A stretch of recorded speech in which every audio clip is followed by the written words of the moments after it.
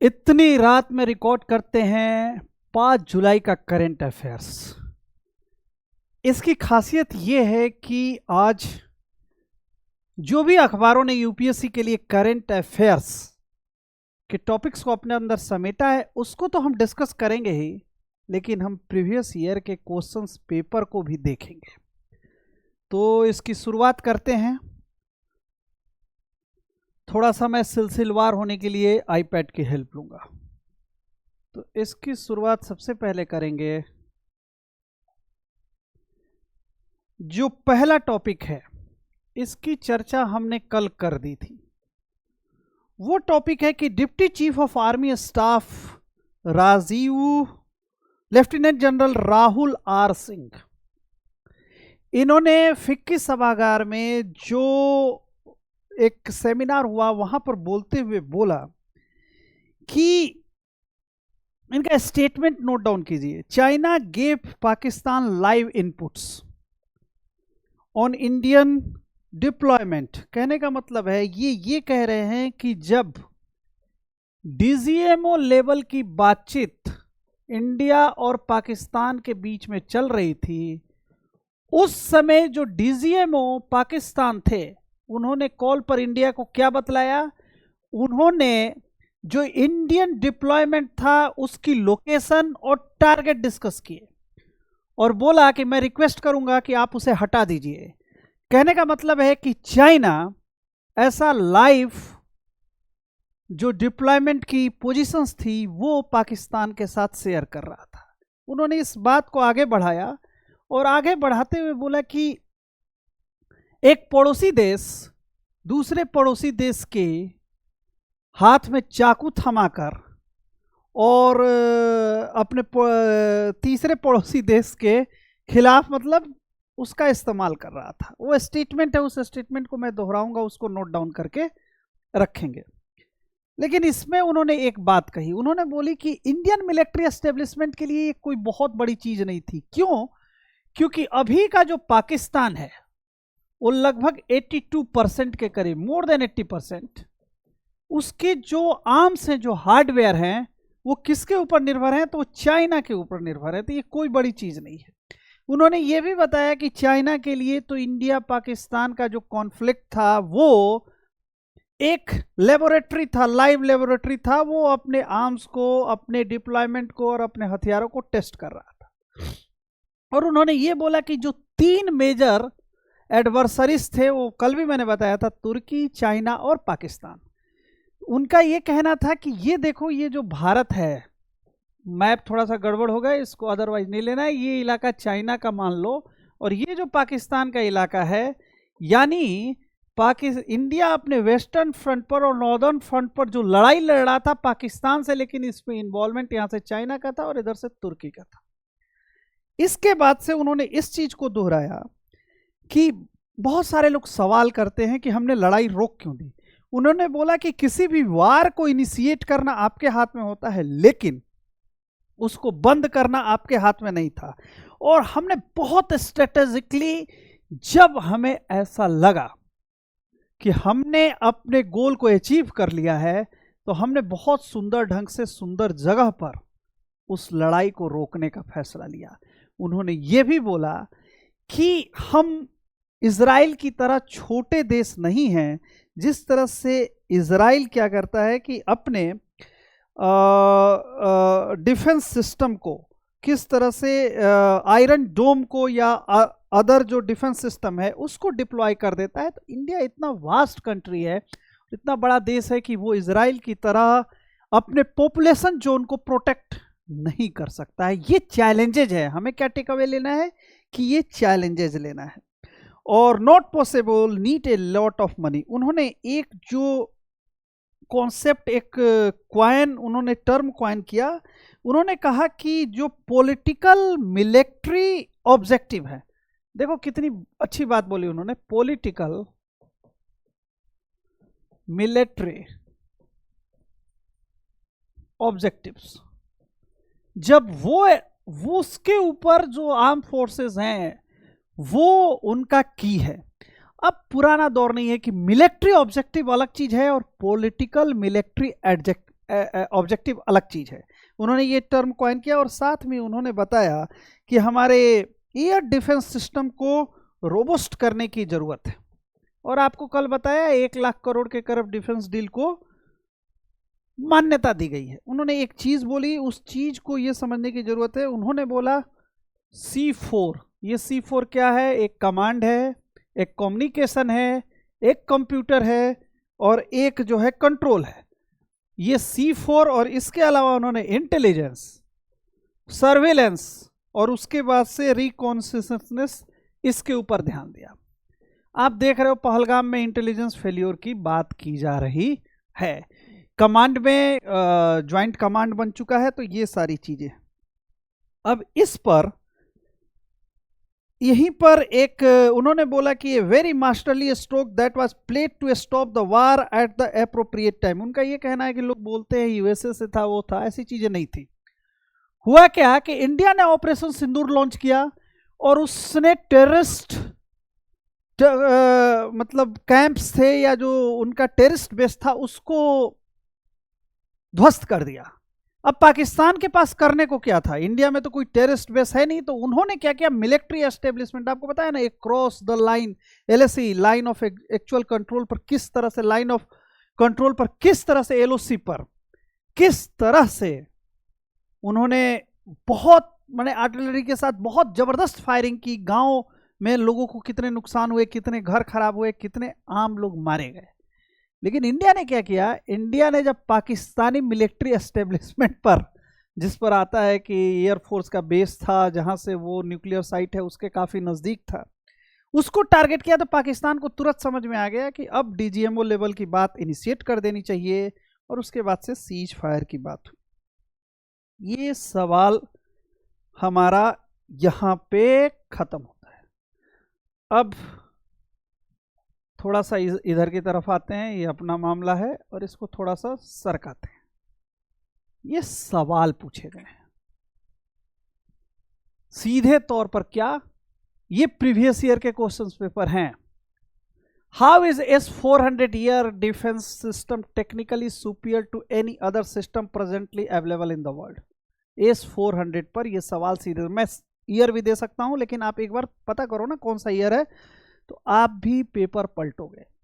तो S-400 air defence system पर बात हो गई, लेकिन जो वहां पर बात उन्होंने की वो किस तरह की बात की?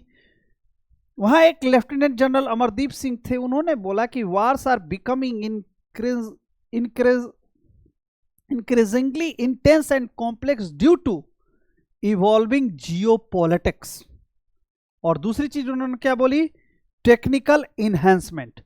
कहने का मतलब यह है कि इन दो टेक अवे पर, दो टेक अवे हमारे क्या बन रहे हैं? एक जो lieutenant general Rahul R Singh है वो, और वो दोनों किस तरह की बात कर रहे हैं? टेक्नोलॉजी इन्हेंसमेंट की बात कर रहे हैं, रोबोस्ट एयर डिफेंस सिस्टम की बात कर रहे हैं। इजराइल का जो आयरन डोम है, वैसा पॉपुलेशन जो हमारा इंडेप्थ पॉपुलेशन है उसको हम कवर नहीं कर पा रहे हैं। S-400 ने बहुत अच्छा किया है, लेकिन वो बोल रहे हैं विथ इंटायर कंट्री हम इसको डिप्लॉय नहीं कर सकते हैं। राजनाथ सिंह रसिया गए थे, S-400 की दूसरी किस्त लेकर आ रहे हैं। तो कहने का मतलब ये है कि उनके स्टेटमेंट से किस तरह से वो सर्वेलेंस की बात कर रहे हैं, 4C की बात करते हैं, कंप्यूटर, कम्युनिकेशन, कंट्रोल और किस चीज की? तो ये 4C इंटेलिजेंस, सर्विलेंस और उसके रेवेन्यूज का बात करते हैं। तो कहने का मतलब ये है कि इस पर से किस तरह से सवाल बन रहे हैं। पहले देखो किस तरह से सवाल पूछे गए, एकदम बिल्कुल S-400 एयर डिफेंस सिस्टम। अब यूपीएससी मिलिट्री के जो चैलेंजेस है, ऑपरेशन सिंदूर ने मिलिट्री को नए मतलब जो चैलेंजेस हैं, ऑपरेशन सिंदूर ने ये इंडिया की जो कमांड लाइन है, एयर डिफेंस सिस्टम है, उसको स्ट्रेंथन किया है, भारत ने उस चीज को जाहिर किया है, लेकिन साथ में कुछ चैलेंजेस भी जाहिर किए हैं।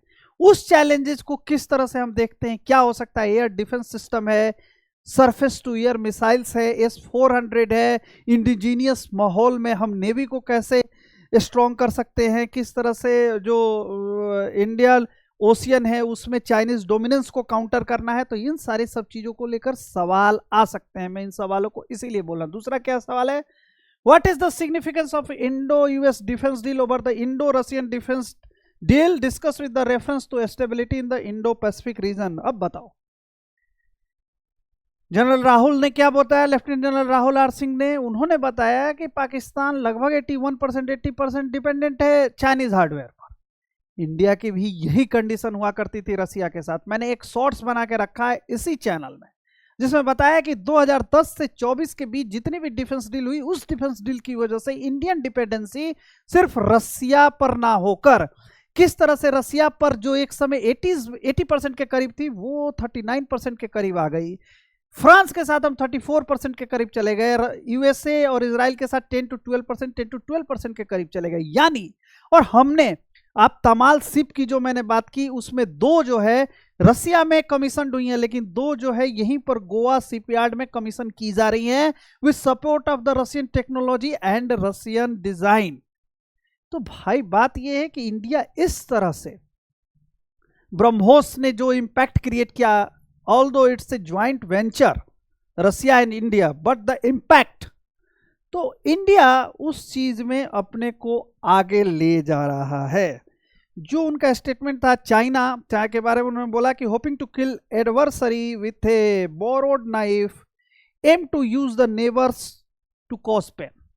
तो ये आप कर सकते हैं। ये हमने आज के अखबार की जो ये एक घटना थी वो कवर कर लिया। अब दूसरी घटना की तरफ हम लोग चलते हैं।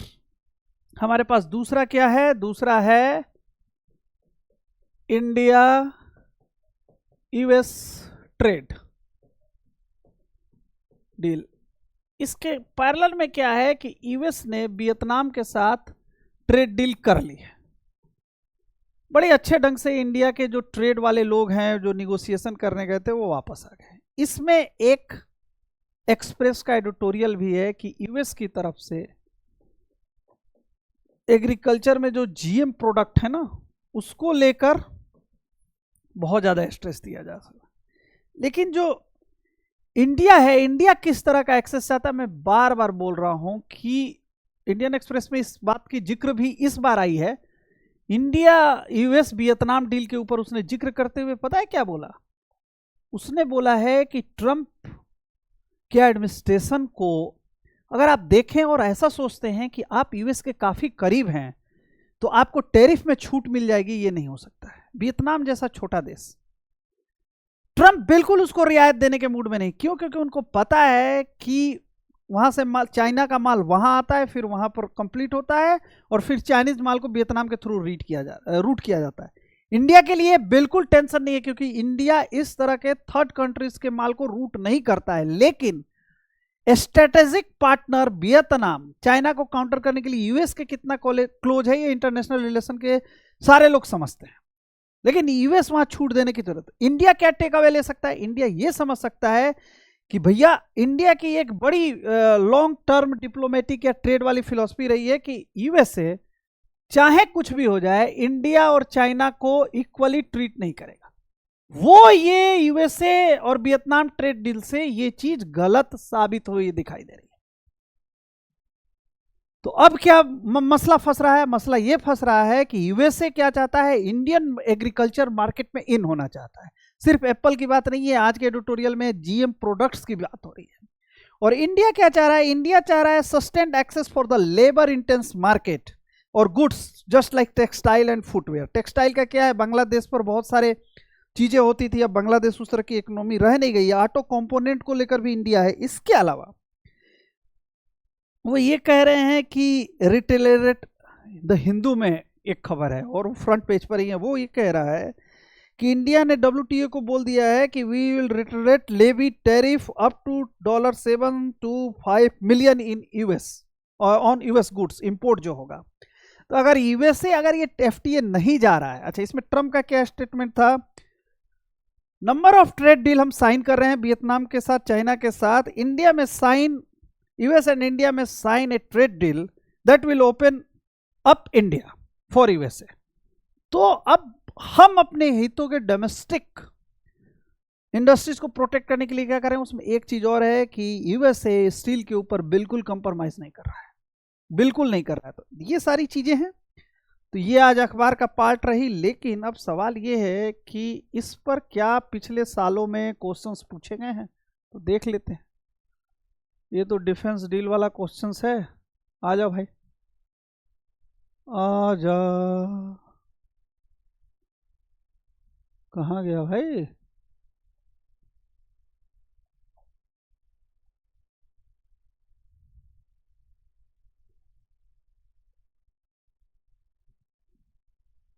अच्छा, ये तो वही मैंने बता दिया था, ये उसी का क्वेश्चन था। What are the internal security challenge being faced by India, give out the role of central intelligence and investigative agency. ये भी पुलवामा में, पहलगांव में, पुलवामा नहीं पहलगांव में जो हुई, उसमें इंटेलिजेंस फेलियर की बात हुई है।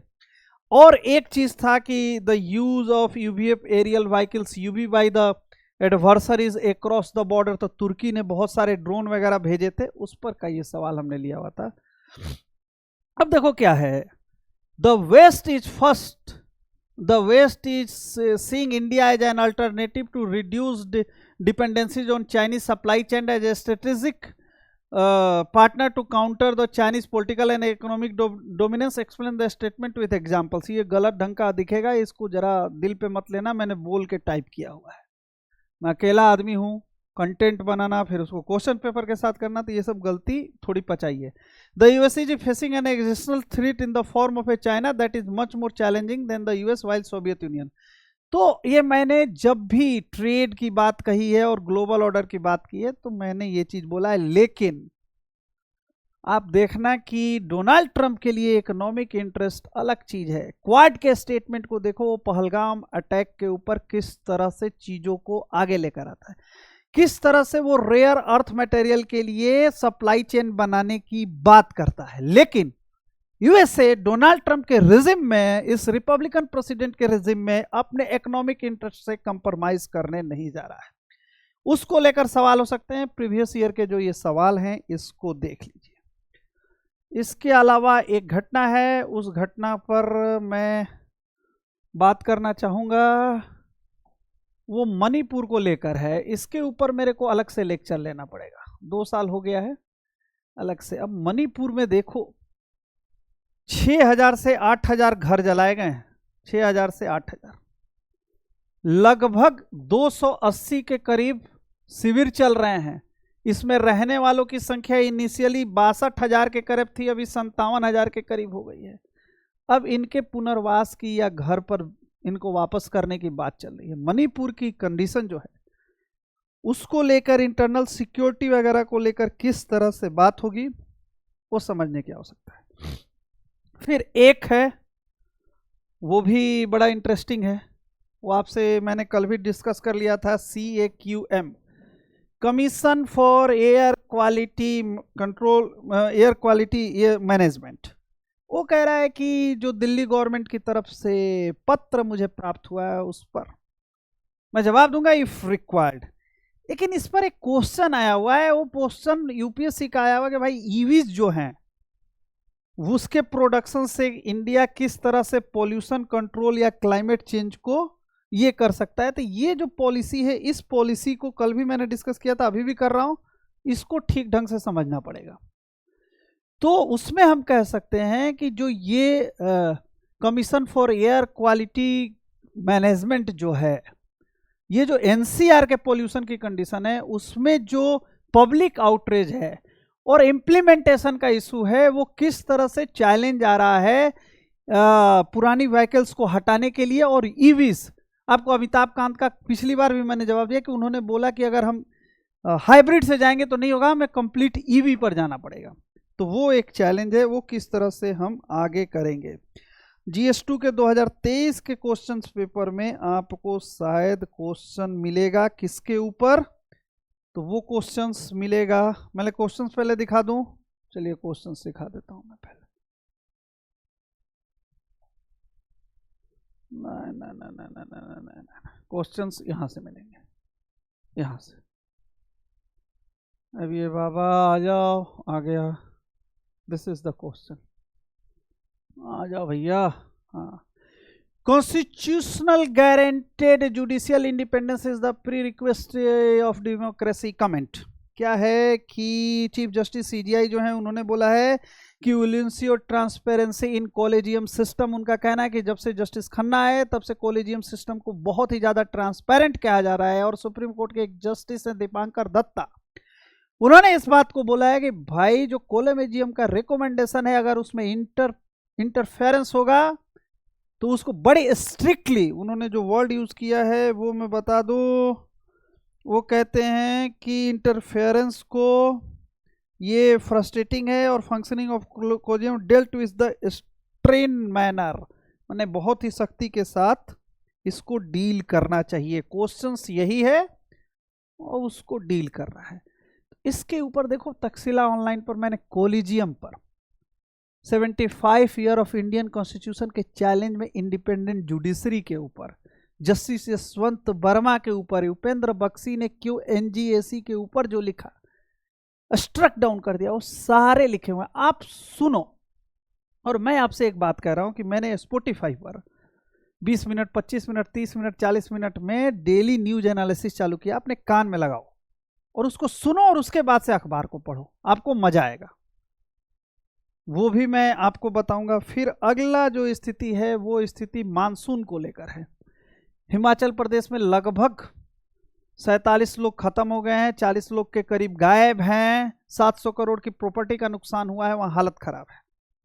अब वो क्या है, flooding in urban area is an emerging climate induced disaster, discuss the case of this disaster, mention the features of the two such major floods in the last 2 decades in India, describe the policies and frameworks in India that aim to tackling such floods. ये previous year के question paper हैं।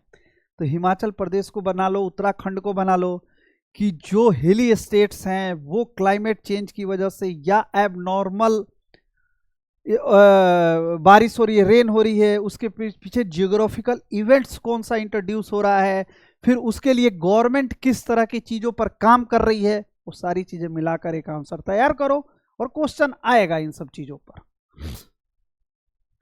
अब जो है वो है, देखो US जो है 1% रेमिटेंस टैक्स इंडस्ट्री क्या है, मतलब यूएसए में जो लोग रहते हैं, कमाते हैं और इंडिया में पैसा भेजते हैं, उसके ऊपर सिर्फ 1%, बहुत ज़्यादा इम्पैक्ट नहीं है।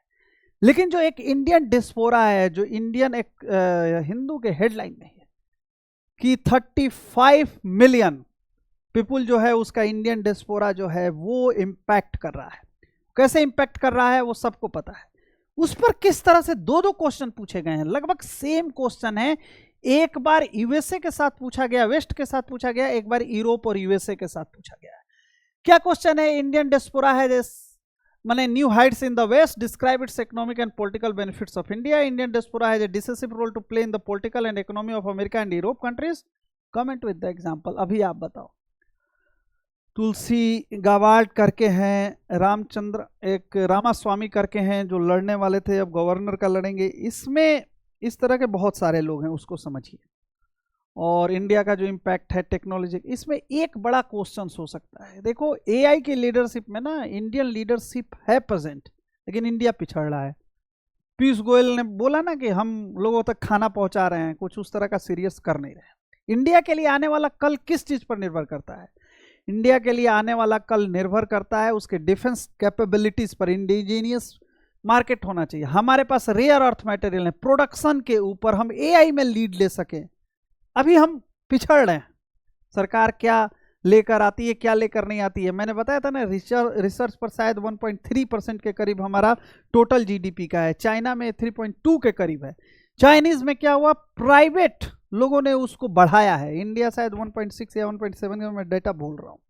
इसके अलावा एक खबर है कि GoM on GST revenue analysis, Goa के जो मुख्यमंत्री हैं उनके अंडर में हुआ है। उन्होंने कुछ स्पेसिफिक सेक्टर को चिन्हित किया है जहां पर 2 लाख करोड़ के करीब का रेवेन्यू लॉस है, उस पर बात होगी। कल हमने बोला था किरण रिजिजू के स्टेटमेंट को, परसों का स्टेटमेंट कल के अखबार में आया था। आज मिनिस्ट्री ऑफ एक्सटर्नल अफेयर्स ने क्लियर किया है कि रिलीजियस एक्ट है और इसमें भारत सरकार की कोई भूमिका नहीं है। पूरी एयरपोर्ट को लेकर ये देखो, ये क्वेश्चन बड़ा शानदार है। How does biodiversity vary in the India, why is the biological diversity helpful in conservation flora and fauna. वनस्पति और जैव दोनों को किस तरह से बचाने के लिए बायो जो डाइवर्सिटी एक्ट 2002 है, इसको पढ़ लीजिए। पूरी वाले में एकदम यही सब चीज़ें हैं। 13,000 पेड़ काटे जाने हैं, 27 हेक्टेयर के करीब जंगल है, उस जंगल के साइबेरियन पंछी आते हैं, चिल्का झील है, उसके लिए रीजनल जो उसका ऑफिस है उसने ऑब्जेक्शन लिया है, तो no green signal to Puri international airport. दूसरा बहुत अच्छा क्वेश्चन है, the most significant achievement of the modern law in India, the constitution of environmental problems by the supreme court, discuss the statement with the help of relevant case. Puri के ऊपर इस तरह के questions आएंगे। इंडिया जैसे देश में डेवलपमेंट भी एक चैलेंज है, साथ ही साथ जो क्लाइमेट चेंज है, जो जियोग्राफी हमारी है, और जो ये सारी चीज़ें हैं, इन्वायरमेंट क्लियरेंस की बात है, जो वन संवर्धन और संरक्षण एक्ट है उसके ऊपर 1980 है शायद, उसके ऊपर भी क्वेश्चंस आएंगे। इस चीज को समझने की जरूरत है। Right of the movement and residence throughout the territory of India freely available to the Indian citizen, but these rights are not absolute comment.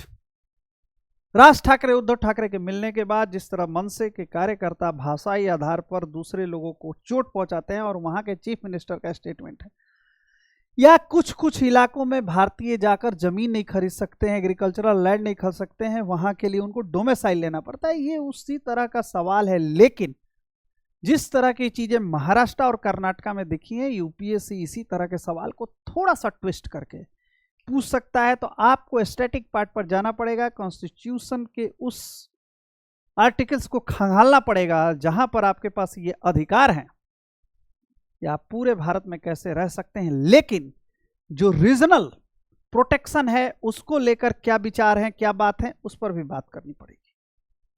और एक क्वेश्चन प्राइम मिनिस्टर जो अफ्रीका में है, इस पर भी इस तरह के क्वेश्चन आ सकते हैं। If the last few decades were of Asia's growth the story, the next few are expected to be Africa's.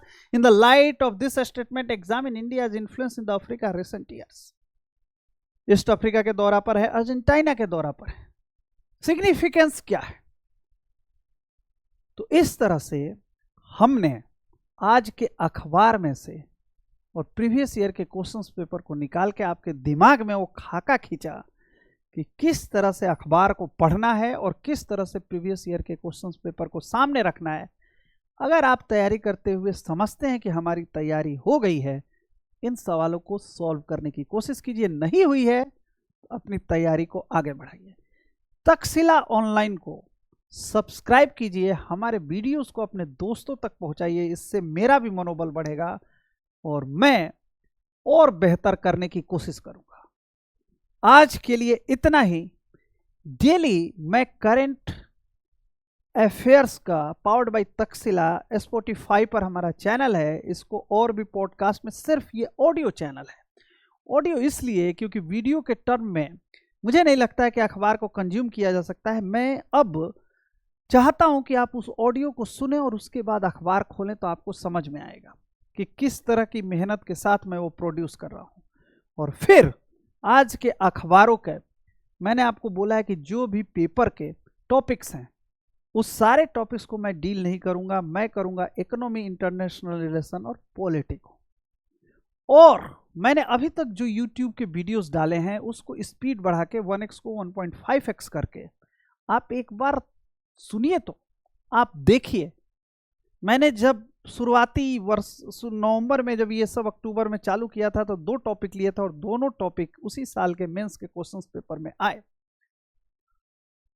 मैं बड़ी मेहनत के साथ काम कर रहा हूं, आपके सहयोग की अपेक्षा है। हमारे चैनल को लाइक कीजिए, आगे ले जाइए। और थोड़ा सा अच्छा रहा तो मैं अपना क्लासरूम प्रोग्राम ऑनलाइन भी चालू करूंगा। आप हम तक पहुंच सकते हैं। हमारा नंबर है 9599337328। एक नंबर और भी मैं देता रहा हूं, वहां भी आप पहुंच सकते हैं। मैं नए नंबर को दे दूंगा। मेल आईडी बिल्कुल ही आसान है, taxilaepsc@gmail.com। देखने और सुनने के लिए धन्यवाद। अगर मेरे इस छोटे से लेक्चर से आपको थोड़ा भी फायदा हुआ तो मेरे लिए एक बड़ी उपलब्धि होगी। नमस्कार।